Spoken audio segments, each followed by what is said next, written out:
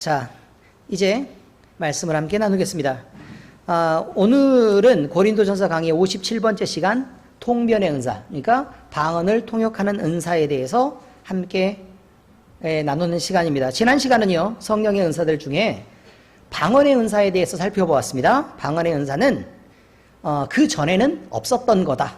그러니까 마가의 다락방에서 성령 세례를 받은 다음에 교회에게 나타난 은사로 자기 영을 위해서 기도하는 은사를 말한다고 우리는 배웠고, 또 이 은사를 사용하면 할수록 영적인 깊이도 더해질 것이다. 그리고 하나님의 살아계심을 충만하게 느낄 수 있을 것이다. 그리고 하나님과 나 사이에 더욱 친밀한 관계를 유지할 수 있을 것이다. 그렇기 때문에 우리의 영혼에 매우 유익한 은사가 될 것이다 라고 말씀드렸습니다. 그런데 이 은사가요, 사람들이 우리가 알아들을 수 있는 그런 말로 돼 있는 은사가 아닙니다. 그러니까 우리의 사용하는 언어가 아니기 때문에 사람들이 알아들을 수도 없고, 또 그걸 듣는 사람이나 말하는 사람이나 그 뜻을 모르기 때문에 그런 이유로 열매를 기대할 수도 없었다. 그래서 열매를 맺으려면 반드시 방언의 은사와 함께 방언 통역의 은사를 받아야 될 필요가 있다라고 저번 시간까지 얘기했습니다.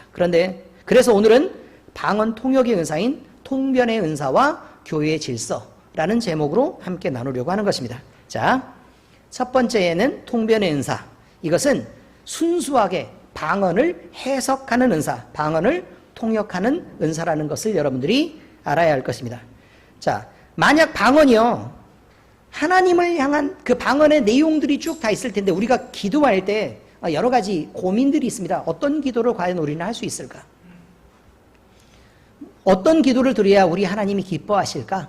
또 어떤 기도의 내용을 채워야 하나님 앞에 상달되고 그 뜻을 거스르지 않을까? 우리는요, 우리 마음속에 이게 세상 사람들이 바라는, 그러니까 그 미신적 요소죠. 그래서 뭐 정한수를 떠놓고 계속 빌고 기도를 하면서 할 수 있는 그런 그냥 잡신에게 하는 그런 기도.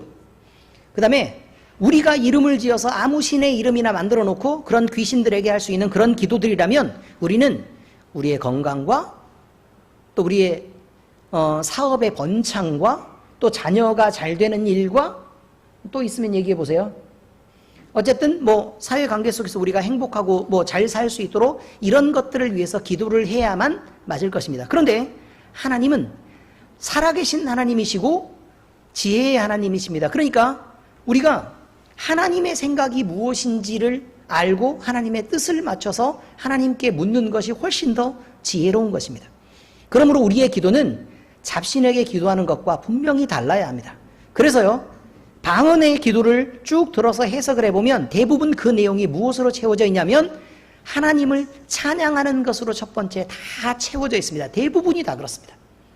다 하나님을 찬양하는 것으로 채워져 있고, 그 다음에 또 뭐가 들어있는 거냐면 하나님을 찬양하는 것뿐만 아니라 사람들에게 복을 비는 것. 그러니까 내 자신을 위한 복이 아니라 내가 교회의 능력을 가지고 내가 예수님을 믿고 있기 때문에 그 능력으로 다른 사람에게 평안을 빌고 복을 비는 것으로 그 내용이 채워져 있다는 것입니다. 그리고 교회의 유익을 위해서, 교회 성장과 유익을 위해서 또 기도하는 내용이 이렇게 채워져 있습니다. 그리고 나서 또 한 가지가 있는데 그게 바로 뭐냐면 예언자적 기도다. 자, 이렇게 표현을 했던 것입니다. 만약에 방언이요, 찬양과 감사하는 기도 내용뿐이면요, 우리는 방언을 하면 찬양과 감사를 하고 있구나 라고 그렇게 알면 끝이에요. 그런데 문제는 어떤 사람을 향해서 복을 비는 그 내용이 무엇인지를 알아야 될 거 아닙니까? 그래야 그가 그런 복을 받는 것을 우리가 확인하고 이 일을 하나님이 하셨구나 라고 확인할 수 있는 것입니다. 그래야 하나님께 영광을 돌릴 수가 있죠.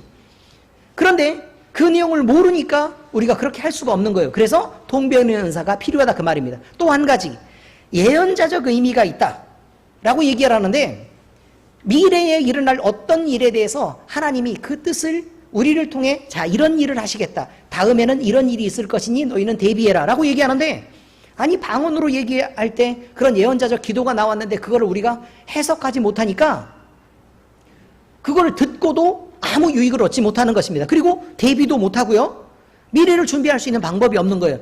그래서 통변의 은사가 반드시 필요하다라고 얘기하는 것입니다. 대충 이해는 하셨죠? 자, 사도 바울이 이것을 어떤 것에 비유하고 있는 거냐면 전쟁에 나가는 군대와 악기에 지금 현재 비유하고 있습니다. 그 중에서요, 여러 가지 악기들 중에서 나팔이 가지는 의미를 좀 더 강조하고 있습니다. 자, 나팔은요, 소리를 크게 내서 멀리까지 보내서 모든 군대가 다 함께 들을 수 있는 악기입니다. 그래서 전쟁의 시작을 알리고 또 진군을 알리고 또 싸우라는 것을 알리고 또 전쟁을 멈춰서 뒤로 후퇴하라는 것도 알리고 그렇습니다. 군대는 나팔 소리를 듣고서 그래서 진군하기도 하고 멈춰서기도 하고 싸우기도 하는 것입니다. 이처럼 방언에 포함된 성령 하나님이 우리 그리스도의 군대에게, 성도들에게 명령하시는 것입니다. 준비해라. 준비해야 합니다. 그리고 훈련해라. 그럼 훈련해야 합니다. 나가서 싸워라. 그럼 싸워야 합니다. 멈춰서 뒤로 물러서라. 물러서야 합니다. 넌 좀 방어해라. 라고 얘기하면 방어해야 합니다. 자, 이렇게 통변은 그래서 필수적인 것이다. 이렇게 표현하고 있는 것입니다. 또한 하나님의 언어로 축복의 말을 할 때에 어떤 축복을 주시는지 또 그것을 알고 하나님이 주신 은혜에 감사를 올려드리기 위해서 통변이 필요한 것이죠. 이 모든 것들은 교회가 하나님 앞에 드릴 수 있는 준비와 또 하나님께 드리는 영광을 위해서 꼭 필요한 것입니다. 고린도전서 14장 6절에서 14절까지 좀 긴 내용인데요. 함께 읽겠습니다. 14절 6절에서 14절까지 시작. 그런즉 형제들아, 내가 너희에게 나아가서 방언으로 말하고 계시나 지식이나 예언이나 가르치는 것으로 말하지 아니하면 너희에게 무엇이 유익하리요? 자, 이 말이 무슨 말이냐면 알아들을 수 있는 말로 너희에게 가르쳐야 유익하지 알아들을 수 없는 말로 말을 하면 너희에게 무엇이 유익하겠느냐? 이 말이에요. 저는요, 말씀을 함께 나누는 사람들 중에서도 그런 것들이 있는 걸 알아요. 여러분, 우리가 지식을 깨닫고 어떤 내용에 대해서 그 본질까지 파악하면요, 그걸 설명하는 게 쉬워지겠죠. 어떤 의미인지 아십니까?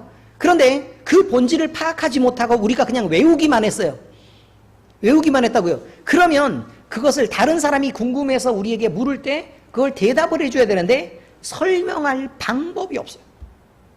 그래서 거기에 적혀 있는 대로 내가 외웠던 것을 어렵게 말할 수밖에 없어요. 다시 물어보면 똑같은 말로 반복하고 또 다시 물어보면 똑같은 말로 반복할 수밖에 없다고요. 그걸 완전하게 이해했어야 이렇게 좀 돌려가지고 그 수준에 맞게 쉬운 말을 써야 할 때는 쉬운 말로 설명을 하고 또 중간 정도의 말로 설명할 때는 또 중간 정도의 말을 쓰고 어렵고 고급한 수준에 있는 사람들에게는 훨씬 더 어렵고 깊이 설명할 수 있어야 그것을 온전히 아는 것이다라고 표현할 수 있는 것입니다. 의미를 아시겠습니까? 그렇겠죠? 그러니 우리가 알아들을 수 없는 말로 자꾸 그런 단어를 쓰고 어려운 단어를 쓴다는 건 사실은 좋은 방법이 아닙니다. 여러분이 기도할 때나 아니면 다른 사람들과 교제를 나눌 때에도 되도록 쉬운 말을 써야 합니다. 모든 것을 다 이해할 수 있도록 내가 말하는 모든 의도를 다 전달할 수 있도록 쉬운 단어를 써야 한다라는 것을 꼭 기억해 두시기 바랍니다. 지나치게 어려운 말들은 뜻을 모르고 사용하는 경우들이 많습니다. 자, 7절입니다. 시작. 혹 필이나 검은고와 같이 생명 없는 것이 소리를 낼 때에 그 음의 분별을 나타내지 아니하면 피리 부는 것인지 검은고 타는 것인지 어찌 알게 되리요? 만일 나팔이 분명하지 못한 소리를 내면 누가 전투를 준비하리요? 이와 같이 너희도 혀로서 알아듣기 쉬운 말을 하지 아니하면 그 말하는 것을 어찌 알리요? 이는 허공에다 말하는 것이니라. 이게 무슨 뜻이냐면 그냥 너 혼자 잘난 척하고 마는 것이지 이건 대화도 아니고 설명도 아니라는 거예요. 의미를 아시겠죠? 자, 그래서 되도록 어떤 말을 쓰라고요? 쉬운 말로 설명할 수 있는 그런 고급하고 멋진 수준에 이를 수 있기를 예수 그리스도의 이름으로 축원합니다. 모두 다에게 축원합니다. 아멘. 네, 그렇습니다. 자, 그렇습니다. 자, 10절부터입니다. 시작.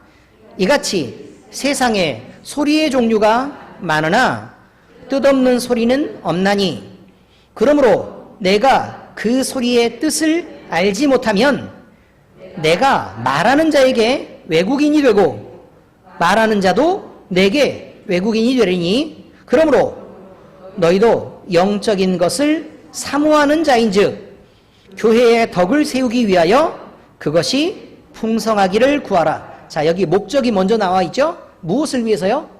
교회의 덕을 세우기 위하여. 교회의 덕을 세우기 위하여 그것이 풍성하기를 구하라 라고 되어 있습니다. 자, 그런데 교회는 누구냐면 예수 그리스도를 주로 믿어서 영접한 성도 자신을 의미하는 게 교회고 성전입니다. 그리고 그들의 모임을 교회고 성전이라고 얘기합니다. 이해가 되셨죠? 자, 그러면 첫 번째 의미가 더 중요할까요? 두 번째 의미가 더 중요할까요?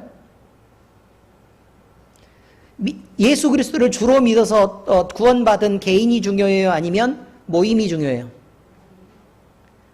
개인이 중요해요? 모임이 중요해요? 그냥 대답하세요. 그러면 표시로 할까요? 다들 소리를 못 내니까 1번하고 2번 이렇게 2번 이렇게 할까요? 2번, 1번, 2번 이렇게? 예, 준비되셨죠? 자, 1번이 중요하다, 2번이 중요하다. 시작!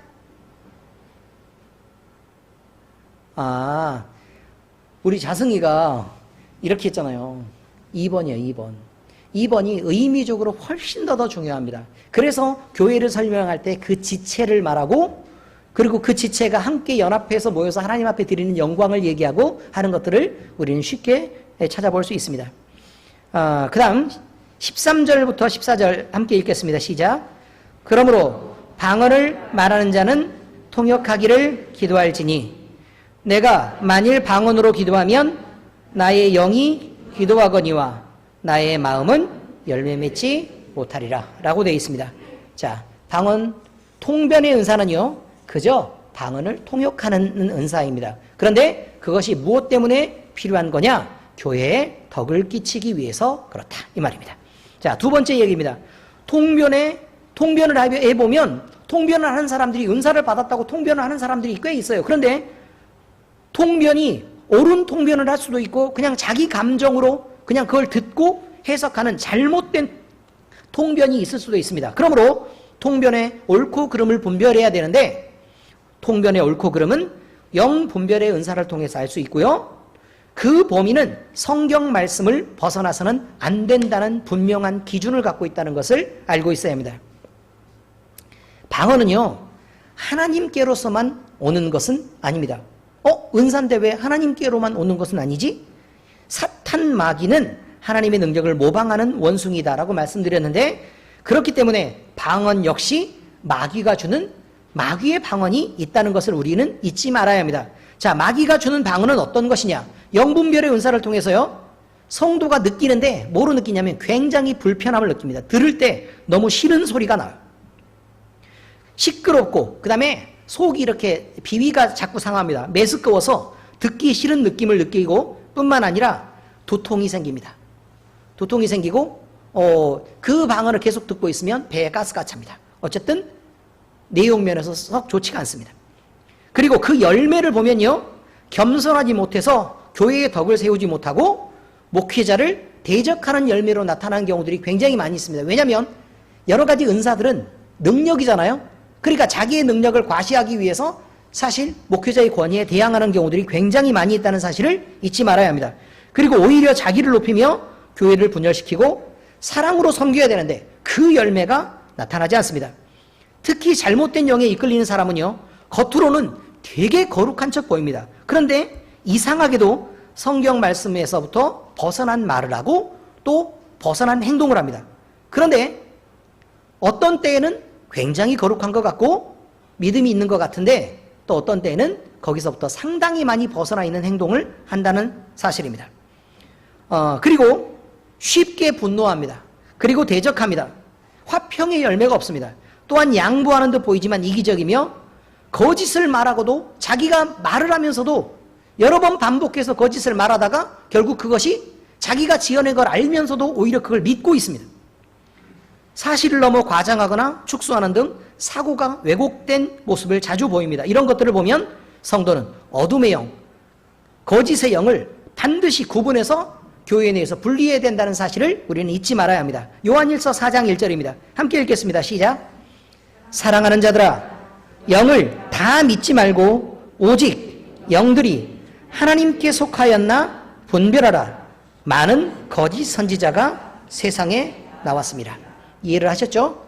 자, 그 다음 방언은 일반적으로 개인이 비밀한 곳에서 기도할 때 사용하는 은사입니다.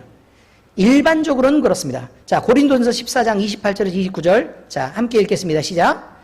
만일 통역하는 자가 없으면 교회에서는 잠잠하고 자기와 하나님께 말할 것이요. 그럼 교회에서 잠잠하고 자기와 하나님께 말하려고 그러면 어떻게 할 수밖에 없어요? 사람이 없는 곳에 가서 기도할 수밖에 없다. 이런 뜻입니다. 자, 29절. 예언하는 자는 둘이나 셋이나 말하고 다른 이들은 분별할 것이요. 자, 예언의 은사가 한 명만 받았어요. 그럼 그 사람은 얘기하면 된다고 안 된다고요? 안 된다고요. 예언하는 사람이 2명이나 또는 3명이 이렇게 함께 있어서 그 예언이 모두 공통적으로 한 방향을 향하고 있는지 하나님의 뜻을 향하고 있는지를 알아야지만 그 예언이 교회 안에서 적용되는 의미가 있습니다. 무슨 의미인지 아시겠죠? 그저 내 생각으로 거룩한 척 말하는 예언하는 사람들이 많이 있기 때문에 그래서 이것 역시 분별해야 된다는 뜻입니다. 그러므로 여러 가지 은사들은 모두 다 하나님 한 분에게서 나왔고 한 분의 영광을 위해서 움직이고 있는 것이기 때문에 통변의 옳고 그름을 분명히 분별해야 되고 영분별의 은사를 통해서 그것을 알 수 있고 성경의 범위를 벗어나는지 벗어나지 않는지를 분명히 확인을 해야 된다라는 것을 알아두시기 바랍니다. 자, 세 번째입니다. 은사를 사용할 때는 교회 안에서 질서를 따라야 합니다. 자, 은사가 대단한 능력입니다. 사실이요, 여러분, 우리 교회 교인들은 대부분 다 신유 은사가 있습니다. 그렇죠? 그래서 아플 때 그냥 손을 얹고 그냥 기도하면 대부분은 그냥 다 치료가 되고 아픈 사람들이 다 낫고 그냥 그렇습니다. 우리 교회는 그것들이 전혀 이상한 일이 아니지만 만약에 다른 교회 가서 손을 얹고 기도하니 지금도 나았다라고 얘기하면 이상한 사람 취급받기가 쉽습니다. 그렇죠? 자, 그런데 만약에 신유의 은사를 갖고 있는데 밖으로 나가서 기도를 한다고 생각을 한번 해보라 그 말입니다. 그러면 그것이 능력이 되기 때문에 만약에 병을 고칠 수 있기 때문에 그것은 자기를 위해서 사용되고 하나님의 영광을 위해서 사용되지 않을 수도 있습니다. 그런 유혹을 얼마든지 받을 수 있습니다. 거저 받았으니 거저 주라는 그 규칙을 지키지 않을 수도 있습니다. 그렇지 않습니까? 그러니 은사를 사용할 때는 능력이 큰 것만큼 반드시 뭘 해야 된다고요? 교회 안에 질서를 따라야 합니다. 질서를 어기고 혼자 놀기가 쉽다 이 말이에요. 귀신을 쫓아내는 축사도 마찬가지입니다. 기도를 했더니 귀신이 나갔다. 그럼 밖에 나가서 일하기가 쉽다 그 말이에요. 근데 그게 아닙니다. 교회는 함께 연합하고 하나님의 영광을 위해서 함께 일해야 된다는 사실을 우리는 잊지 말아야 된다. 이것을 우리는 반드시 기억해야 합니다. 절제 속에서 은사가 바른 열매를 맺으려면 통제를 따라야 합니다. 그래서 방언도 교회의 질서 속에서 충분히 자유로워야 하지만 교회의 질서는 되도록 방언으로 기도하는 것을 통제하지 않고 자유롭게 두어야 된다 그 말이에요. 그렇지만 모든 사람들은 자연스럽게 교회 안에 들어와서 모든 은사가 교회 안에서 컨트롤될 수 있어야만 그것이 옳은 거다. 제어될 수 있어야 된다라는 것을 꼭 기억해 두시기 바랍니다. 고린도서 14장 39절에서 40절 함께 읽겠습니다. 시작. 그런즉 내 형제들아 예언하기를 사모하며 방언 말하기를 금하지 말라. 자, 많은 교회들 중에 방언으로 기도하지 못하도록 금한 교회들도 굉장히 많이 있습니다. 아시죠? 그런데 또 어떤 교회는 방언의 뜻이 뭔지도 모르면서 공적으로 많이 방언을 그냥 한꺼번에 모였을 때 이렇게 방언을 사용하는 경우가 있는데 방언을 쓰려면 교회에서 방언을 많이 하려고 하면 그것이 예언자적 요소들이 충족될 때 사실 방언으로 다른 사람 앞에서 기도를 하는 것이고 통변의 은사가 있었을 때 기도하는 것입니다. 그러지 않고 대부분의 방언은 어떻게 하는 거라고요? 하나님과 나 사이의 관계를 위해 조금은 분리된 공간에서 내가 그렇게 기도해야 된다. 그리고 사람들이 많지 않은 공간에서 방언으로 기도하기를 애써야 한다라는 것을 우리는 알고 있어야 합니다. 만약에요, 제가 은사자가 아니라면 이것은 조금 이렇게 얘기하면 많은 분들이 자기가 방언 못하니까 이렇게 자꾸 방언을 우리도 못하게 하는구나 라고 생각할 수 있어요. 근데 그런 의미가 아닌 것은 분명히 아시죠? 네. 자, 40절 함께 읽겠습니다. 시작. 모든 것을 품위 있게 하고 질서 있게 하라. 고급한 단어가 나왔습니다. 품위. 근데 기본적으로 뭐 품위가 있어 봐야 우리가 그걸 아는데, 자란 것도 시골에서 자라고 그냥 산을 뛰어다니고 개울에서 물고기나 잡고 다슬기나 잡아먹고 그러던 사람들이라 품위가 뭔지를 잘 모르는데, 여기에서 말하는 품위는요, 그리스도인으로서 하나님의 영광을 위해서 설 수 있는 곳까지를 품위라고 얘기하고 그곳에서 벗어나는 것을 품위 없다라고 얘기합니다. 아시겠죠? 누가 봐도 참 그리스도인이구나 라고 생각하는 정도를 품위 있다라고 얘기하는 것입니다. 우리 구문의 집사님처럼.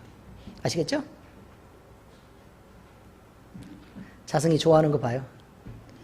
쟤네 아버지 품위 있다 그러니까 엄청 좋아해요. 자, 교회의 질서는요, 예수 그리스도를 머리로 한 교회의 정체성을 지켜내기 위한 노력입니다. 성경에서도 그것을 일부러 절제하게 만들었는데 자유분방하면 밖으로 벗어나기가 쉽습니다. 그래서 절제하라고 얘기하는 것입니다. 그를 향해서 우리가 순결한 복음으로 믿음을 고백하고 충만하고 풍성한 은사로서 하나님의 살아계신 능력을 증거하며 믿지 않는 사람들에게 복음을 전하는 그것이 교회의 열매이자 그 열매를 받으시는 하나님의 기쁨입니다. 그 기쁨 속에 우리가 함께 거하는 것, 이것을 품이 있다 이렇게 얘기하는 것입니다. 왜 구문의 집사님 줄 아시겠죠? 네, 골로새서 2장 4절에서 7절입니다. 시작. 내가 이것을 말함은 아무도 교묘한 말로 너희를 속이지 못하게 하려 함이니, 이는 내가 육신으로는 떠나 있으나 심령으로는 너희와 함께 있어 너희가 질서 있게 행함과 그리스도를 믿는 너희 믿음이 굳건한 것을 기쁘게 봄이라. 그러므로 너희가 그리스도 예수를 주로 받았으니 그 안에서 행하되 그 안에 뿌리를 박으며 세움을 받아 교훈을 받은 대로 믿음에 굳게 서서 감사함을 넘치게 하라. 이것이 바로 뭐냐면 성령 하나님이 인도하시고 성령 하나님이 우리에게 공급하시는 풍요를 마음껏 누리는 방법입니다. 여기서 벗어나면 분열이 있고 싸움이 생기게 됩니다. 자, 이제 성경 말씀의 적용입니다. 교회의 지체가 서로 도와야 하듯 은사 역시 서로 협력함으로 교회의 덕을 세우고 비로소 완성되는 것입니다. 작은 의미에서 교회는요, 먼저 얘기했죠? 예수 그리스도를 믿고 그 신앙을 고백한 성도를 말합니다. 그 자신입니다.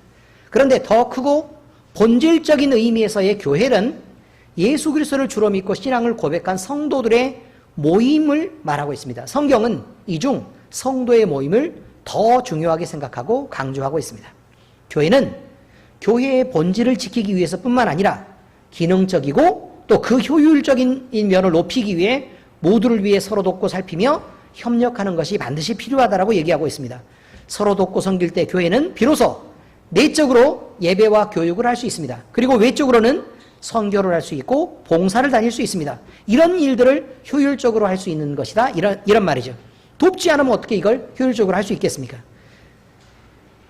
은사도 마찬가지입니다. 은사는 한 분 성령 하나님이 각 성도인 교회에게 그 지체의 일을 하라고 주신 도구입니다. 어떤 사람은 신유의 은사를 받고, 어떤 사람은 영분별의 은사를 받고, 어떤 사람은 방언과 통변의 은사를 받고, 어떤 사람은 예언의 은사를 받습니다. 어떤 사람은 축사할 수 있습니다. 능력의 은사를 받고, 또 어떤 사람은 지혜와 지식의 말씀을 받아서 가르칠 수 있습니다. 자, 이렇게 각각이 서로 다른 은사를 받았을 때에 하나님이 온전한 교회를 세우기 위해서 그 교회 안에서 여러 지체들이 각자 자기의 일을 하고 서로가 돕고 섬길 수 있도록 각자의 약점을 보완할 수 있도록 그렇게 도와주는 것이다. 이런 말입니다. 그러므로 은사는 돕지 않으면 교회의 일을 할 수 없게 되는 것입니다. 그러므로 모든 은사는 하나님의 영광을 위해 서로 도울 수 있도록 양보하고 또 나보다도 다른 사람을 또 다른 은사를 더 높이는 서로들의 노력이 필요하다라는 것을 우리는 꼭 기억해야 합니다. 자, 로마서 12장 4절에서 8절입니다. 함께 읽겠습니다. 시작. 우리가 한 몸에 많은 지체를 가졌으나 모든 지체가 같은 기능을 가진 것이 아니니 이와 같이 우리 많은 사람이 그리스도 안에서 한 몸이 되어 서로 지체가 되었느니라. 우리에게 주신 은혜대로 받은 은사가 각각 다르니 혹 예언이면 믿음의 분수대로, 혹 섬기는 일이면 섬기는 일로, 혹 가르치는 자면 가르치는 일로, 혹 위로하는 자면 위로하는 일로, 구제하는 자는 성실함으로, 다스리는 자는 부지런함으로, 긍휼을 베푸는 자는 즐거움으로 할 것이니라. 교회 안에서 어떻게 지내야 하는지 우리는 이렇게 배우는 것입니다. 자, 그런데 여러분 생각을 한번 해보세요. 큰 교회를 다니면요, 큰 교회를 다니면 예배만 참석하고 그냥 집에 가서 쭉 쉬어도 됩니다. 자, 그러면 성경 말씀이 이렇게 나와 있을 때 그것이 과연 교회의 역할을 하고 있는 것일까요? 그렇지 않습니다. 교회에 나오면 어떤 역할이라든지 각자 자기가 맡은 역할이 있어야 하고 하나님의 예배를 위해서 봉사해야 되는 그 일을 반드시 해야만 합니다. 어떤 일을 하든 지나가다가 휴지가 있으면 휴지를 줍는 일이라도 해야 하고, 그 다음에 어디 뭐 바닥에 껌이 붙어 있으면 껌을 떼는 일이라도 해야 합니다. 그것이 교회입니다. 그러니 여러 가지 눈에 보이는 일을 하지 않아도 눈에 보이지 않는 일이라도, 눈에 띄지 않고 중요하게 보이지 않는 일이라도 우리는 그 일들을 스스로 할 수 있어야 된다는 걸 꼭 기억해야 합니다. 교회에 들어오는 길에 쓰레기가 보였다. 그러면 어떻게 해야 되죠? 쓰레기를 주워야 합니다. 왜냐하면 다른 사람 눈에 안 보이는 게 내 눈에 보인다는 건 하나님이 나한테 시키는 일이니까요. 그렇지 않습니까? 어떤 사람이 속상하고 마음 아픈 게 보였다. 그럼 다른 사람의 눈에는 안 보이는데 내 눈에 보이면 내가 그 위로의 일을 맡았다는 사실을 잊지 말아야 합니다. 그리고 아픈 사람이 자꾸 보인다. 기도해야 합니다. 그래서 내가 그 사람을 위해서 기도해야 하고, 하나님, 할 수만 있다면 제가 손을 얹고 기도하면 하나님의 치료가 그에게 임할 수 있도록 하나님 신유 은사를 주십시오라고 기도해야 되고, 그 은사가 더욱더 깊어지기 위해서도 기도해야 됩니다. 우리 교회 교인들은 기도를요, 스스로 어떤 니즈를 느껴서, 필요를 느껴가지고 기도하면서 은사를 받으신 분들이 다들 아니지 않습니까? 그저 아파가지고 목사님한테 이렇게 기도를 반복해서 그렇게 열심히 받다 보니 은사가 엄청 많이 이렇게 생겨난 거죠.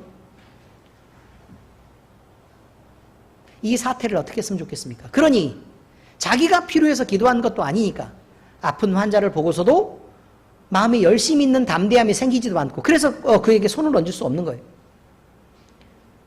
뻔히 나쁜 상태를 보고서도 축사도 진행할 수도 없고, 그렇죠. 은사가 있는데 사용하지 못하는 은사가 무슨 소용이 있습니까? 안 쓰려고 하는 걸 억지로 맡겨놓은 거지. 그러니 여러분, 처음 은사를 받는 것처럼 우리는 서로 기도해야 합니다.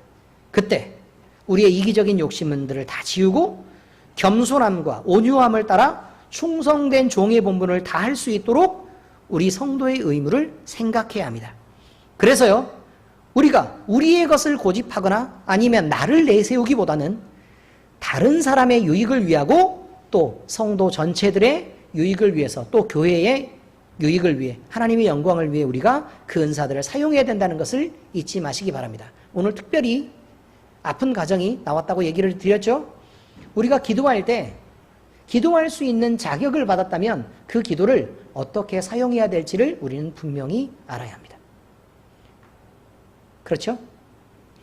자, 사도행전 2장 42절입니다. 함께 읽어보실까요? 시작.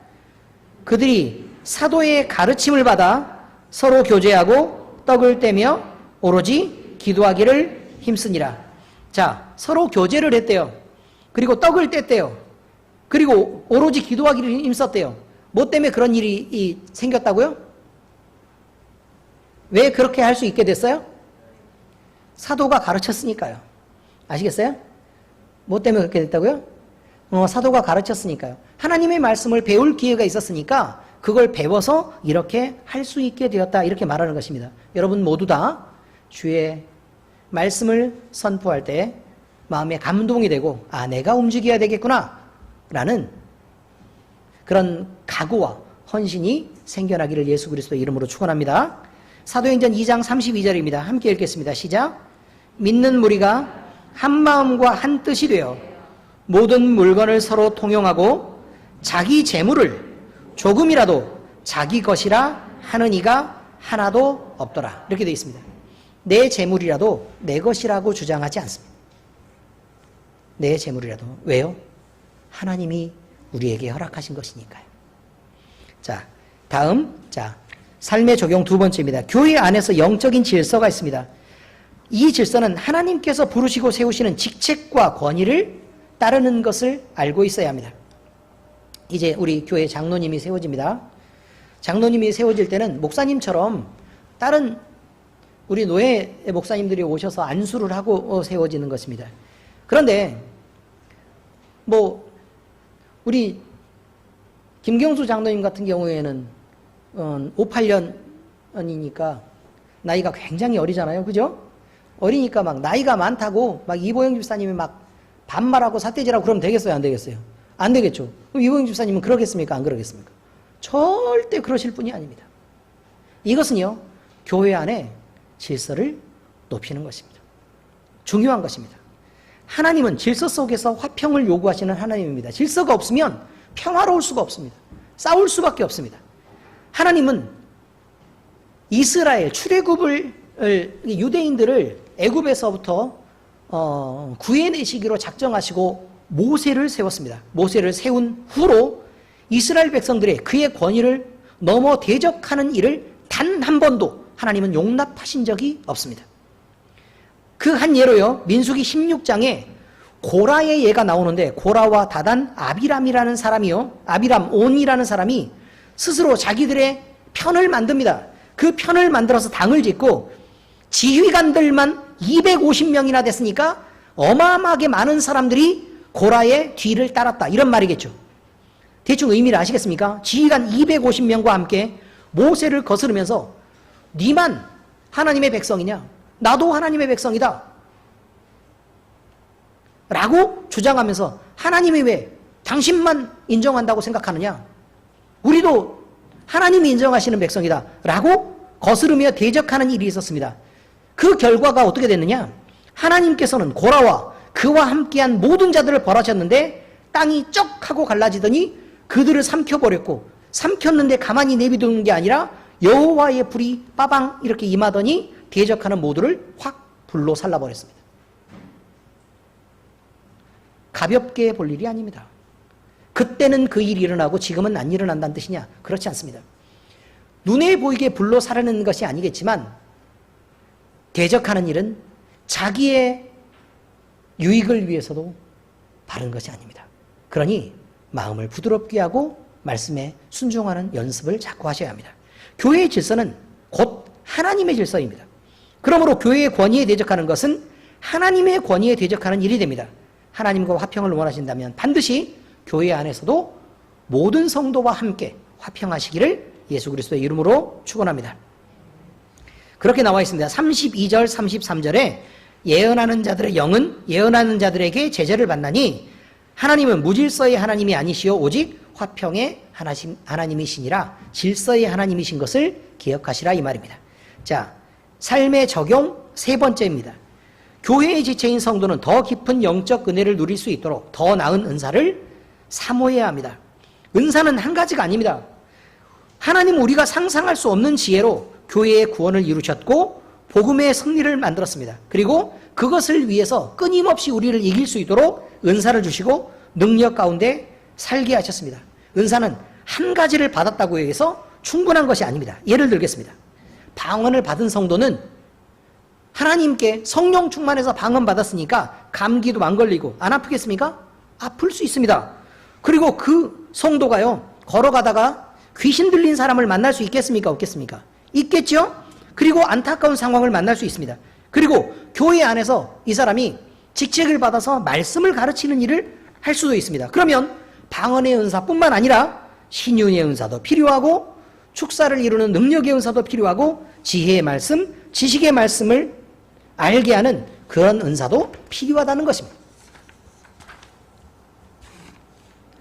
그러므로 성도는 한 가지 은사를 받았다고 해서 만족하며 나태할 것이 아닙니다. 더 큰 은사와 더 많은 은사를 주시도록 사모하며 간구해야 합니다. 그리고 받은 은사가 점점 깊어지도록 더 깊은 기도에 연습을 해야 하고 묵상의 훈련을 해야 합니다.